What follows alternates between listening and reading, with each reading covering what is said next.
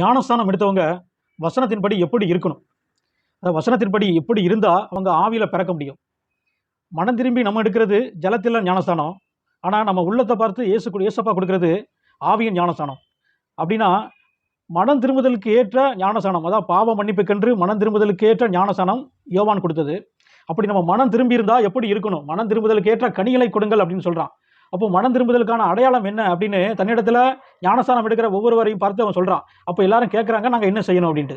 அப்போ அவன் சொல்கிற வார்த்தை என்ன, 2 அங்கிகளை உடையவன் இல்லாதவனுக்கு கொடுக்க கடவன். 2 ட்ரெஸ் இருக்கா, இல்லாதவனுக்கு ஒன்று கொடு. ஆகாரத்தை உடையவனும் அப்படியே கொடுக்க கடவன். அதே போல் 2 அப்பம் இருக்கா, இல்லாதவனுக்கு கொடு.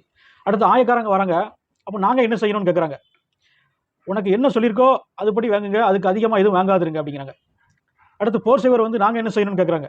நீங்கள் யாருக்கும் இடுக்குன்னு செய்யாதீங்க, யார் மேலேயும் பொய்யா குற்றம் சாட்டாதீங்க, உங்கள் சம்பளமே போதும்னு இருங்க அப்படிங்கிறான்.